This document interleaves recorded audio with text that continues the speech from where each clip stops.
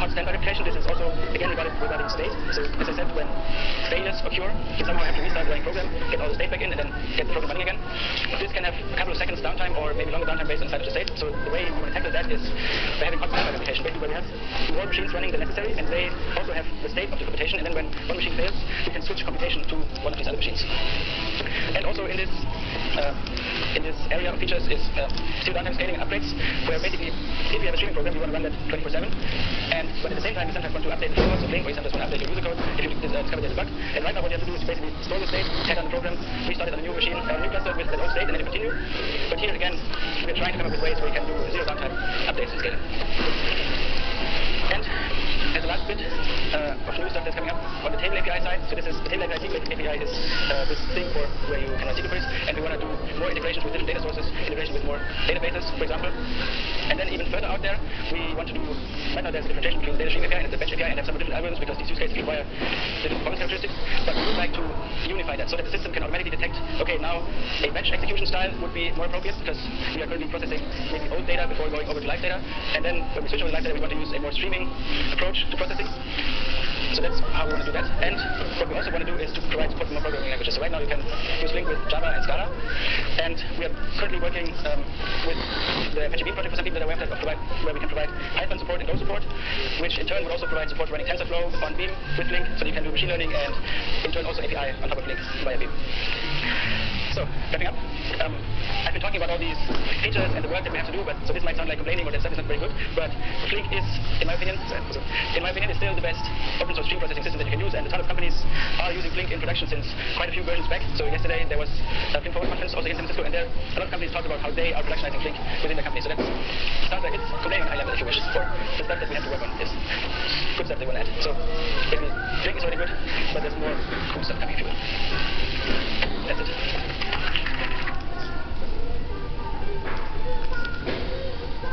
So I'm a data scientist at Citrix. I run a little team there called the Global Optimization Team. It's kind of focused on optimizations across team boundaries, across organizational boundaries, and across like structural boundaries of the business, just as a bit of context. So first thing I wanted to say, so this is about optimizing Spark. I'm going to be mostly talking about parallel computation in general, a few examples from Spark. So the first sort of disclaimer, if you've thought about this at all, you probably won't learn anything from me today. So I had an office mate in grad school that used to say the key to happiness is low expectations, so that is set them very low. If you haven't thought much about this, then my goal in the next 10 minutes is to give you a few sort of principles to organize your thinking. So the first principle is know what you want to measure, because this is sort of obvious, but you probably don't want to measure runtimes. At least it's not the thing that you want to care about. Of course, anytime you're trying to characterize the performance of something, you're going to be measuring runtimes somehow. But you don't just want to stop at saying, okay, the job runs faster, the job runs slower. You actually want to boil that down into something more meaningful. So the thing that you actually want to measure is the effective performance of some machine characteristics. So network bandwidth, file access latency, CPU operations per second, and that's how you're going to get to something where you feel like you're sort of develop natural understanding of what's going on, as opposed to just, well, when we flip this switch, the runtime goes up or the runtime goes down. So how do you actually do this? You do this with carefully constructed data sets. So the idea is to measure network bandwidth, you want to construct a data set where the one and only one thing that changes is the network bandwidth requirements. So in this case, you want to construct a data set with the exact same number of files, so that the latency, whatever the latency cost for this job, it's going to be the same. And does exactly the same operations, so that whatever is the CPU performance, that also remains the same. And finally, you want to, so here's where the bandwidth part comes in, you just want to construct the job in such a way that some extra data with variable size has to come along for the ride. So that might be, for instance, a random 1-byte integer versus a random 8-byte integer, so that'll change your bandwidth requirements. It's the only thing that changed. And then you can start taking differences in runtime, and then you actually learn something about the achieved performance. So, right, so, okay, now, a quick real-world example. So, this is, wrong thing, okay, laser pointer is here, there we go. So this is a function number, of course, for one Spark executor, just as an example, and then up here we have achieved network bandwidth in megabit per second. The line, so there's a blue line for Spark 1.6, this is for actual installed installation of Spark 1.6 at some point last fall when I actually did this. Spark 2.0 is the green line, that is much lower, and then Spark 2.1 is the red line. So the other thing to point out, this is a logarithmic scale, so in this case, at least Spark 1.6 and 2.1, we're getting kind of 1 to 200 megabit effective network bandwidth for this test job, which is a completely respectable number. Spark 2.1 was getting kind of like, I don't know, home DSL kind of number. It's just absurdly low, right? So this study sprung out of the noticing that everything seemed to run slowly whenever people were running under Spark 2.0. We had similar plots for file access latency and CPU performance. Those both looked fine, so clearly something's going wrong with the network bandwidth, which of course we learned from carrying out this study. So now, I mean, maybe something was really wrong with Spark 2.0 with something about the implementation of Spark 2, which led to this problem. However, that's not necessarily the case. I don't mean to throw a rock here. It could have been some detail of our setup. That's easily possible. So we were looking into this. It's like, wow, this is so interesting. What's going on? Could it be this setting? What if we set things up that way? How can we figure out what's going on? Should we communicate this to the Spark team? And then we all kind of looked around the table at each other. And you're given a very limited amount of time on this planet, and it really just didn't feel like Spark 2.1 was there just waiting to be used. So the action item for this was we just decommissioned Spark 2.0 at Citrix, and everything was fine. But we're not sort of going through this process of what exactly is going wrong, at least identifying that it's something intrinsic to Spark 2.0. We wouldn't necessarily know without having this kind of visibility. All right, so shifting gears a little bit. So this is more the sort of time versus money question. How do you know if you're getting your money's worth out of parallelization? So this is another real world example. I mean, there's Spark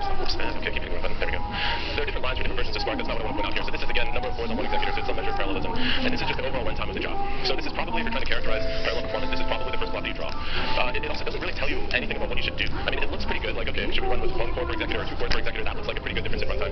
That's a decision I could probably want at least that much parallelism.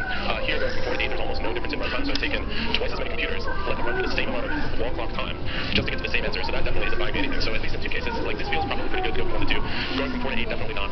What about this one? This is an intermediate case, it runs a little faster, but is it worth it? So that's the thing I want to think a little bit harder about. So the thing you actually want to do to characterize performance and make an informed decision is be really crisp about what are the costs and what are the benefits.